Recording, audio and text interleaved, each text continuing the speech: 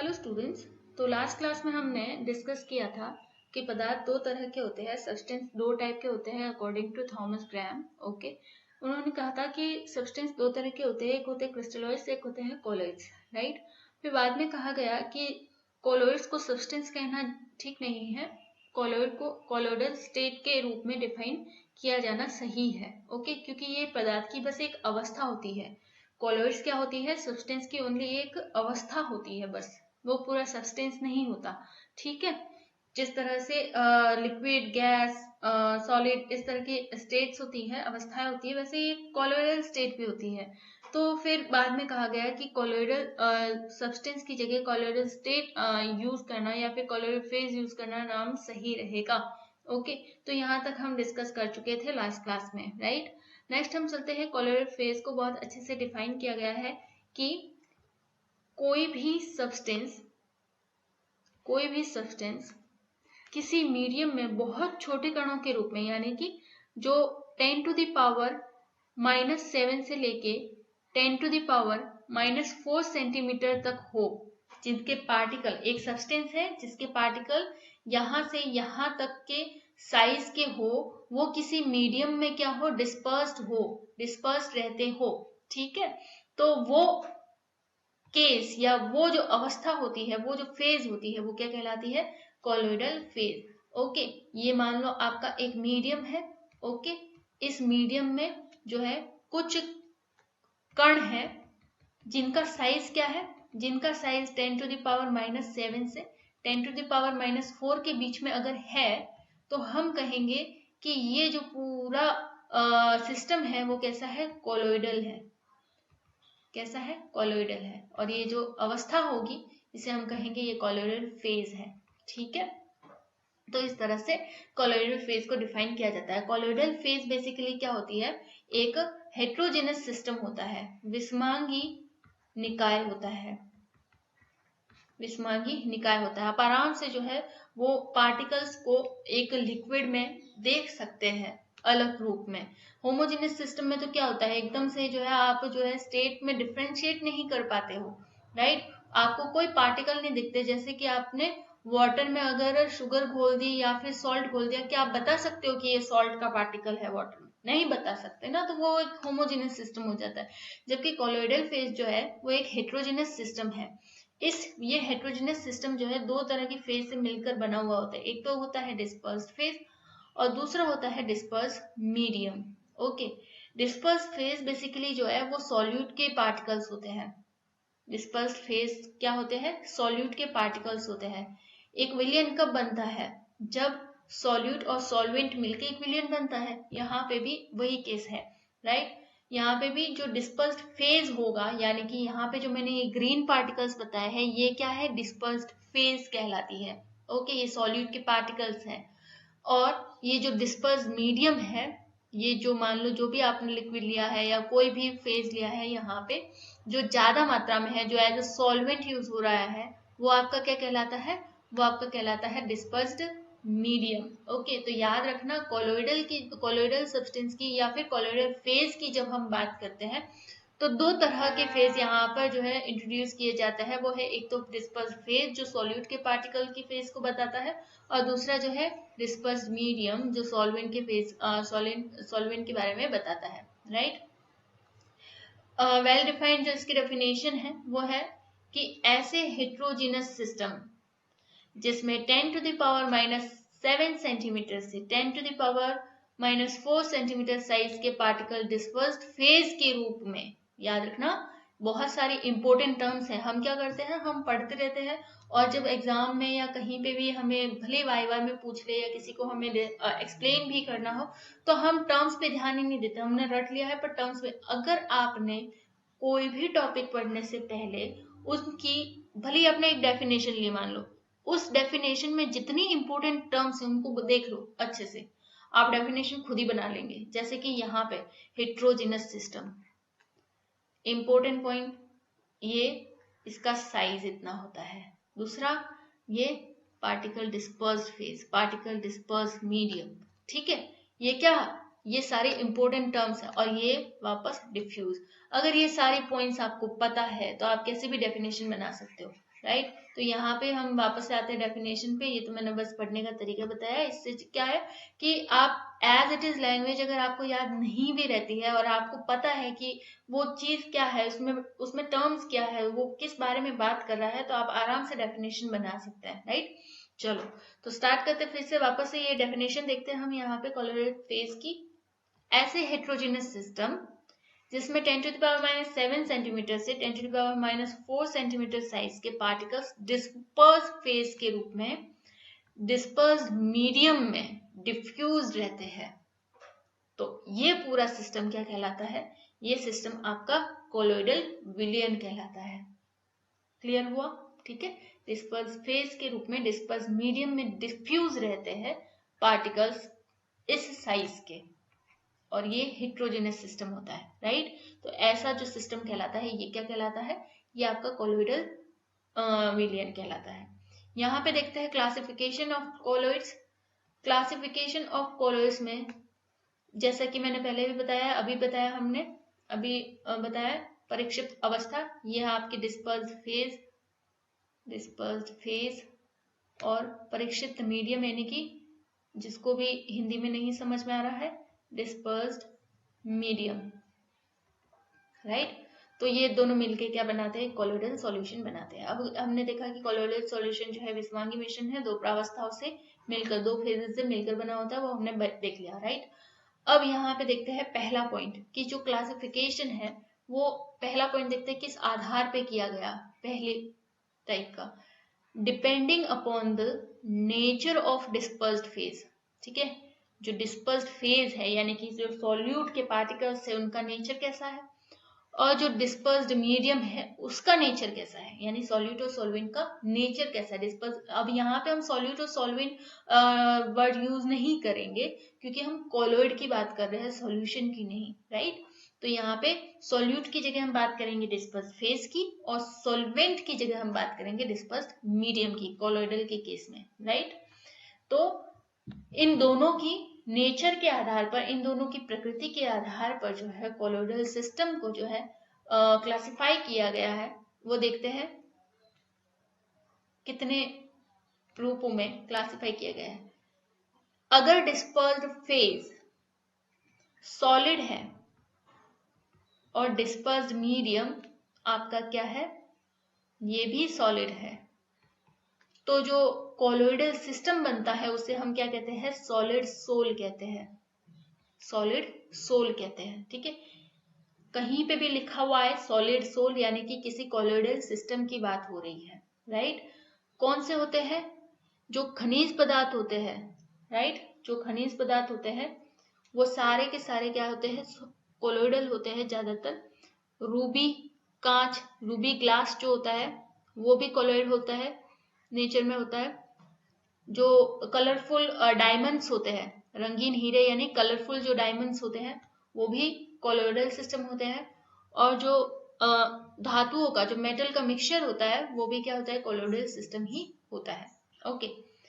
इसके बाद जो है, अगर डिस्पर्स्ड फेज आपका क्या हो? सॉलिड हो, और डिस्पर्स्ड मीडियम जो है आपका क्या हो? वो लिक्विड हो, यानी कि मीडियम में आपने कुछ पार्टिकल्स डाल दिए ठोस के, तो ये जो बनाएगा सिस्टम कोलोइडल, उस कोलोइडल सिस्टम को हम कहेंगे सोल। क्या कहेंगे? सोल। ये तो था सॉलिड सोल, ये क्या है? सोल। डिफरेंट शेड करना आना चाहिए आपको, ठीक है। तो जो पेंट्स होते हैं, जो आप घरों में पेंट करते हैं, वो पेंट जो है वो सोल है, एक तरह का कोलोइडल सिस्टम है, ठीक है। जो एग व्हाइट होता है, अंडे की सफेदी, एग व्हाइट होता है, वो भी एक तरह का सोल ही है, एक कोलोइडल सिस्टम है। स्टार्च, सल्फर, आर्सेनिक सल्फाइड, ये क्या है? गोल्ड, ये सब क्या है? ये सारे के सारे आपके एक कोलोइडल सिस्टम है जो जल में कोलोइडी विलयन को बनाते हैं। थर्ड जो है, अगर डिस्पर्स्ड फेज सॉलिड है, डिस्पर्स्ड फेज सॉलिड है, और डिस्पर्स्ड मीडियम आपका यदि वाष्प है या फिर कोई गैस है, या तो कोई वेपर है, या तो वेपर है आपकी वाटर वेपर, या फिर जो है कोई गैस है, ठीक है, गैस है, तो जो सिस्टम बनेगा कोलोइडल उसे हम कहते हैं एरोसोल। एरोसोल याद रखना, डिस्पर्स मीडियम हमेशा ज्यादा मात्रा में होता है ना, तो उसके आधार पर ज्यादातर जो है आपको सोल के नाम दे। एरोसोल क्यों कहा? क्योंकि ये डिस्पर्स्ड मीडियम जो है वो क्या है, गैस है या फिर वाष्प है, इसलिए इसको कहा एरोसोल। जो धुआं होता है वो आपका एरोजोल होता है, वो भी एक कोलोइडल सिस्टम है। आपके पास कितने कोलोइड्स है आपके आसपास, हमें पता ही नहीं होते बहुत बार कि ये सब कोलोइडल सिस्टम है, ठीक है। जो धूल भरी आंधियां होती है वो भी क्या है, कोलोइडल सिस्टम ही बनाती है, एरोसोल्स बनाती है। ओके, इसके बाद आते हैं, देखो थोड़ा सा डिफरेंट हुआ यहाँ पे। लिक्विड अगर डिस्पर्स्ड रहेगा सॉलिड में, यानी कि सॉलिड की मात्रा ज्यादा है, डिस्पर्स्ड मीडियम या अब कौन है, सॉलिड है, और सॉलिड में लिक्विड जो है डिस्पर्स्ड रहेगा, तो क्या बनाएगा वो, जो कोलोइडल सिस्टम बनाएगा वो होगा जेल। जेल तो आप सब देखते होंगे, ठीक है, खाते भी होंगे, तो वो सब क्या है, वो कोलोइडल सिस्टम है वो खुद भी। ओके, सॉलिड में लिक्विड आ गया तो ये जेल बन गया। खाने की जो जेलीज होती है आप सब घर में खाते ही हैं, ठीक है, जेल। इसके अलावा जो पनीर है अपना सब खाते हैं, बटर है सब खाते हैं घर में, ठीक है, ये सारे के सारे जो है ये क्या है, ये आपके कोलोइडल सिस्टम है। ओके, कर्ड हो गया, बूट पॉलिश हो गया, ये सारे कोलोइडल सिस्टम है यहाँ पे, राइट। इसके बाद नेक्स्ट चलते हैं, नेक्स्ट हम देखते हैं यहाँ पे, अगर लिक्विड में लिक्विड मिला दिया जाए, डिस्पर्जन फेज भी लिक्विड हो और डिस्पर्जन मीडियम भी लिक्विड हो, तो उस केस में क्या बनते हैं, इमल्शंस बनते हैं। पायस सुने होंगे, इमल्शंस, पायस। जो दूध होता है वो आपका इमल्शन होता है। अब इमल्शन भी एक तरह का कोलोइड ही है, राइट, कोलोइडल सिस्टम ही है। जो क्रीम होती है वो भी, और जो पायसीकृत इमल्सिफाइड ऑयल्स होते हैं वो भी आपका क्या है, एक तरह का कोलोइडल सिस्टम, जिसे इमल्शन कहते हैं। ओके, इसके बाद आते हैं कि अगर एयर में या फिर वेपर में लिक्विड मिल जाए, एयर में लिक्विड मिल जाए, पूरी एयर है, ठीक है, और यहाँ पे कुछ लिक्विड की ड्रॉप्स मिल जाए, तो जो सिस्टम बनता है उसे हम कहते हैं लिक्विड एरोजोल। एयर तो है, एरोजोल बनेगा, लिक्विड एरोजोल। तो जो कोहरा होता है सर्दियों में आपको ज्यादातर देखने को, क्योंकि सर्दियों में नमी का मौसम होता है, राइट, तो उस टाइम पे आपको कोहरा देखने को मिलता है। ओके, क्योंकि जो भी लिक्विड की मात्रा होती है वो ज्यादा होती है उस समय, तो वो क्या बना देते हैं, लिक्विड एरोजोल बना देते हैं और कोहरा बन जाता है।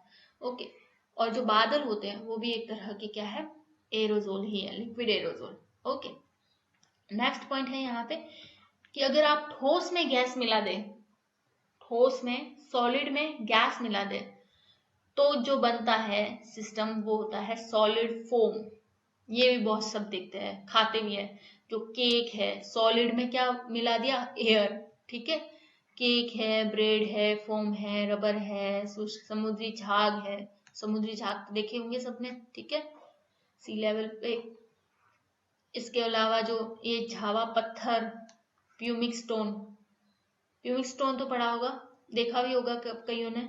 ओके, वैसे ज्यादा कॉमन नहीं है। तो प्यूमिक स्टोन, जो नॉर्मल आपके फोम्स होती है वो क्रीम होती है, और जो अंडे की जर्दी होती है, ठीक है, वो सारे के सारे, सॉरी वो प्यूमिक स्टोन जो होती है वो गैस और गैस का सॉलिड में डिस्पर्जन होने की वजह से होती है। और जो ये नॉर्मल वाले झाग होते हैं, ये क्या होते हैं, ये नॉर्मल वाले फोम बनाते हैं आपके। ये भी एक तरह का क्या है, ये भी एक तरह का कोलोइड ही है।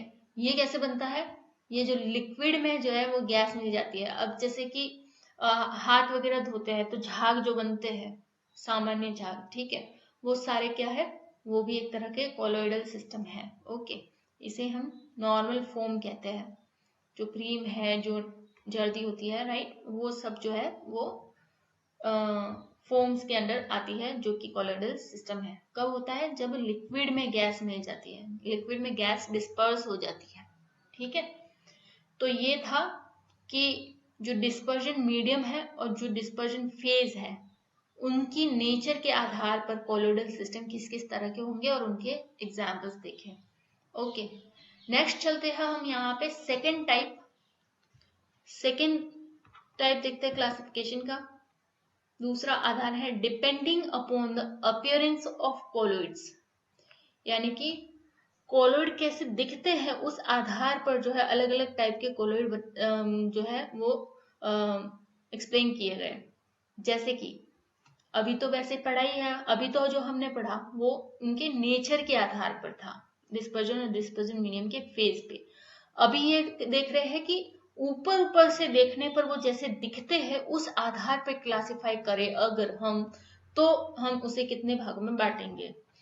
तो ऊपर ऊपर से देखने पर आपको जो दिखता है उस आधार पर जो है हम यहाँ पे इसे दो टाइप में डिवाइड करते हैं। पहला तो है सोल, ऊपर ऊपर से देखने पर, ठीक है। जोल कैसा होता है, आपको सॉल्यूशन जैसा दिखाई देता है, तो आप इसे कोलोइडल सॉल्यूशन जो कि लिक्विड फॉर्म में होता है, सॉल्यूशन जैसा दिखता है, लिक्विड फॉर्म में होता है, इसलिए इसे हम कहते हैं सोल। ओके, यहाँ पे ज्यादातर जो डिस्पर्जन मीडियम होते हैं वो क्या होते हैं, इस केस में डिस्पर्जन मीडियम या तो वाटर होगा या एक्वस इथेनॉल होगा या फिर बेंजीन होगा, ठीक है। ओके, एयर होगा, ये सारे के सारे जो है वो यहाँ पे डिस्पर्जन मीडियम का काम करते हैं। ओके, अगर वाटर होगा तो जो सोल बनेगा उसे हम क्या कहेंगे, हाइड्रोसोल। अगर इथेनॉल होगा तो जो सोल बनेगा उसे हम कहेंगे एल्कोसोल। अगर बेंजीन हुआ तो जो सोल बनेगा उसे कहेंगे बेंजोसोल, और एयर हुआ तो एरोसोल। ये सारे के सारे क्या होते हैं, लिक्विड फॉर्म में होते हैं, देखने पर लगते हैं कि लिक्विड जैसे है, ठीक है। तो ये सोल है जो कि लिक्विड सॉल्यूशन की तरह दिखता है, कोलोइडल सॉल्यूशन जो कि लिक्विड होता है, राइट। तो ये पहला टाइप है कि अपीयरेंस के आधार पर कोलोइडल सिस्टम को दो भागों में बांटा गया, सोल। और दूसरा है जेल। जेल क्या है, जेल यानी कि अर्ध ठोस सॉलिड, सेमी सॉलिड।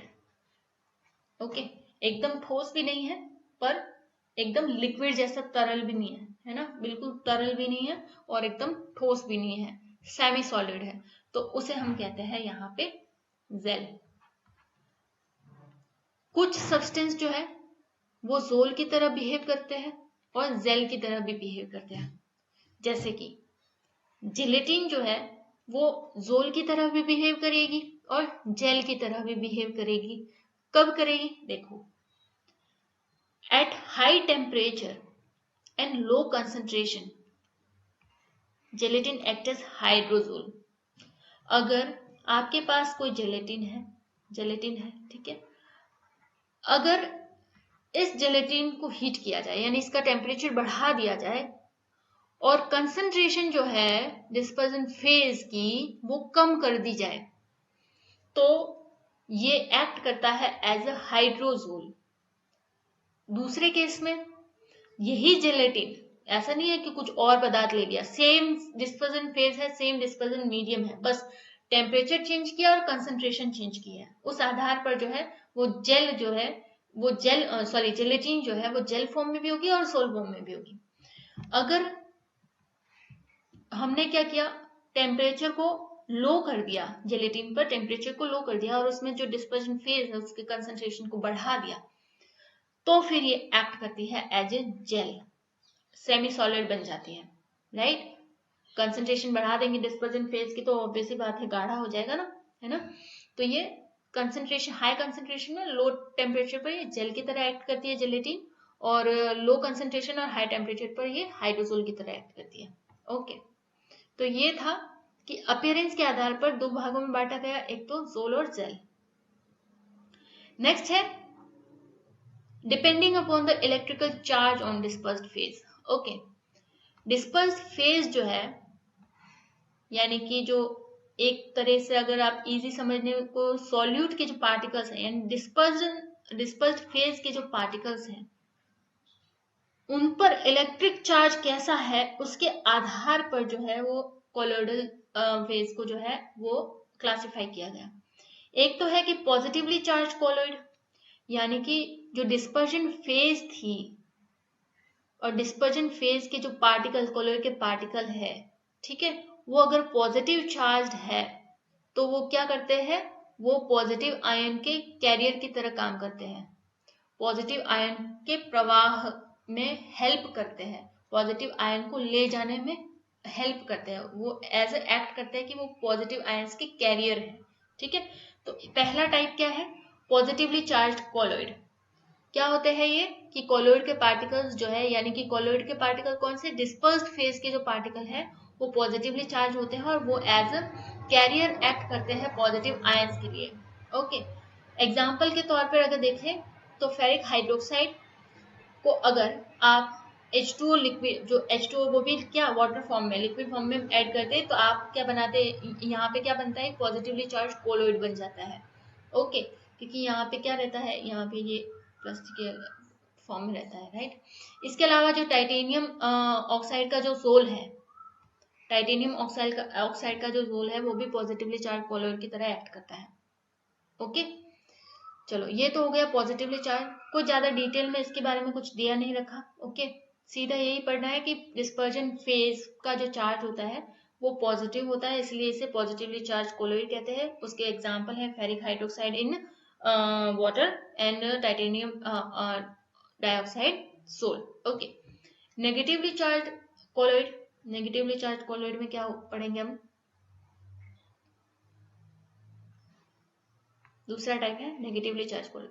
कुछ नहीं, यहाँ पे भी जो कोलोइड के पार्टिकल्स हैं, यानी कि जो डिस्पर्जन फेज के जो पार्टिकल हैं, डिस्पर्जन फेज के जो पार्टिकल्स हैं, ओके, वो क्या होते हैं, नेगेटिवली चार्ज रहते हैं और कैसे एक्ट करते हैं, वो as a carrier of negative charge, negative ion के कैरियर के रूप में एक्ट करते हैं, उसको कैरी करने के लिए जो है जैसे कि एक्ट करते हैं। ओके, सॉरी, एग्जाम्पल के रूप में यहाँ पे जो है आर्सेनिक सल्फाइड लेंगे हम यहाँ पे वाटर में, वाटर में क्या लेंगे, आर्सेनिक सल्फाइड लेंगे।